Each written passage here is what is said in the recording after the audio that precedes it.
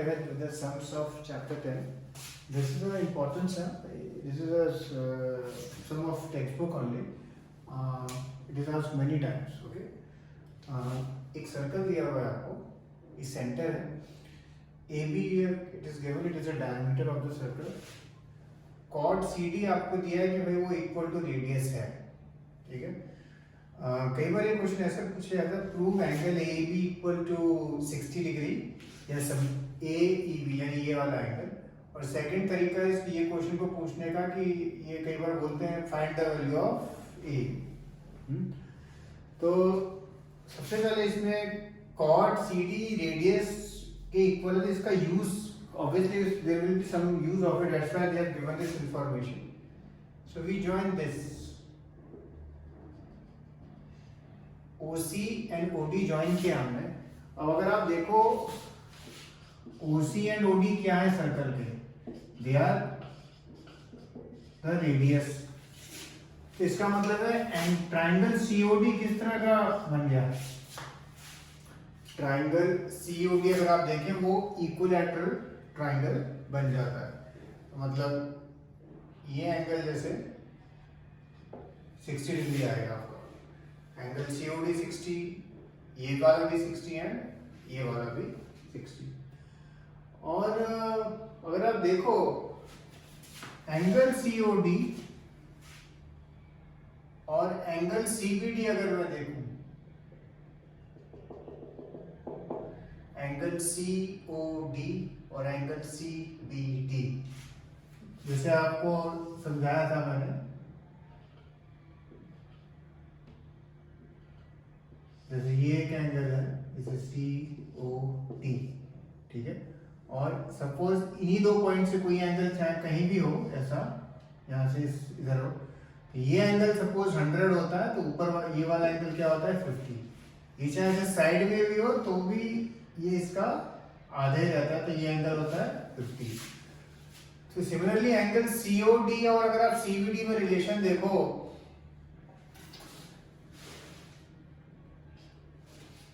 Half of angle COD is equal to angle CBD. तो angle CBD आपके पास कितना आता है 30 डिग्री. इसकी वजह से एंगल CBD आपके पास आता है 30 डिग्री. अब एंगल CBD आ गया आपके पास 30 डिग्री.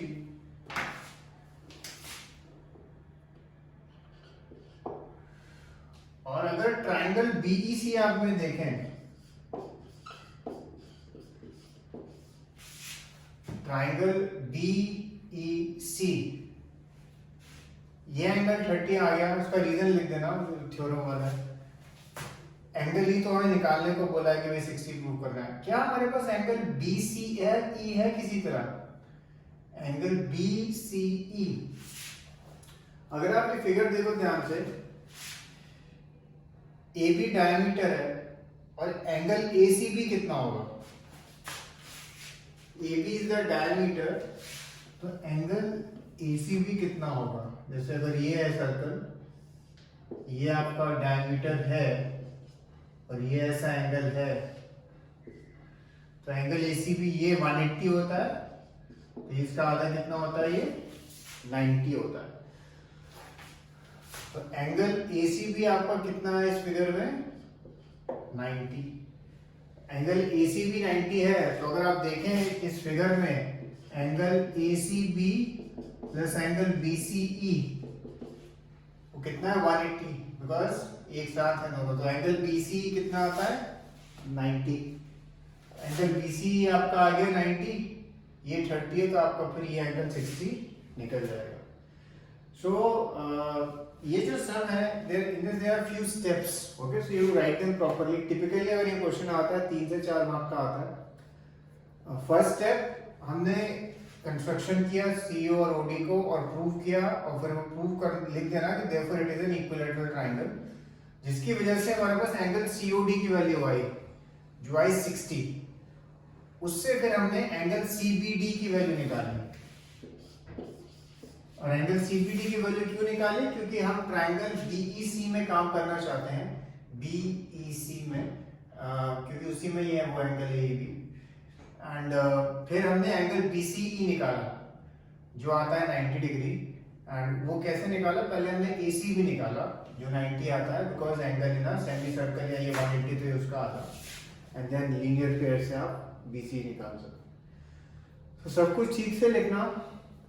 इनफैक्ट जब आप जब लिख लें उसको, अगर आपको लगता है कि there is some other method also by which you can do this, you can try it of course, because जैसे मैंने आपको पहले भी कहा था, जब भी आप अपना मेथड इन्वेंट करेंगे, so the advantage is you don't have to remember that method, वो आपको फिर ऑटोमेटिक आपकी मेमोरी में चला जाता है। मैंने एक पेज और भेजा है आपको एक्स्ट्रा सर्च का। Find the value of reflex angle POR जब, और ये की एंगल 74 दिया है। मैंने आपको पहले भी समझाया कि जब भी आपका क्वेश्चन देखे लिखा है रिफ्लेक्स जैसे POR, तो आप बेसिकली POR की वैल्यू निकाल दो, और जो भी वैल्यू POR की होगी उसमें से क्या माइनस कर देंगे हम? 360 डिग्री। ठीक है, तो आपको मिल जाएगा। इसमें बहुत इजी है, ये 74 है तो ये वाला एंगल आप इजीली निकाल सकते हैं क्योंकि 180 डिग्री होता है लीनियर पेयर। रीजनिंग लिखना इज मोस्ट इंपॉर्टेंट, इन सारे सम्स में रीजनिंग लिखना इज मोस्ट इंपॉर्टेंट। नेक्स्ट ये एंगल आ गया आपके पास, अगर आप देखो क्वाड्रिलैटरल PQRS, ये एंगल आ गया, तो ये एंगल प्लस ये एंगल, इनका सम कितना होता है? 180, क्योंकि ये क्या है? साइक्लिक क्वाड्रिलैटरल है। This angle plus this angle, इसका सम हो गया 180। अब लास्टली, अब ये 180 है, मतलब कि इसका और इसका सम 180 है, तो आपको ये एंगल मिल गया।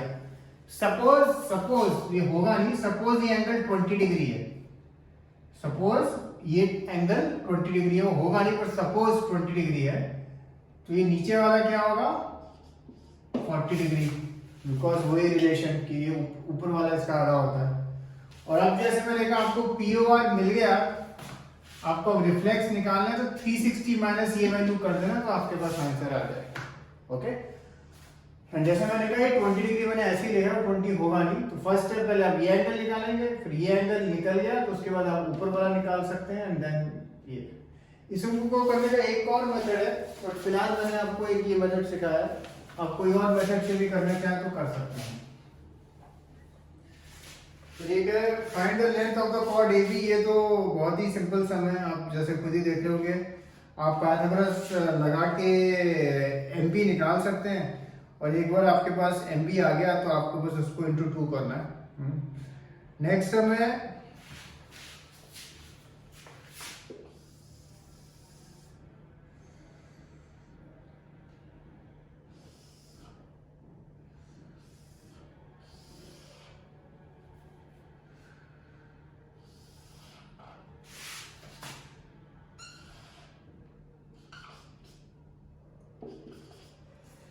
सेंटर दिया, इन सारे सब पे ध्यान रखना, अगर तभी सेंटर दिया तभी दिया है। ठीक है, जल्दी जब फिगर में ऐसा डॉट मार्क होता है दैट मींस वो सेंटर आपको दिया हुआ है।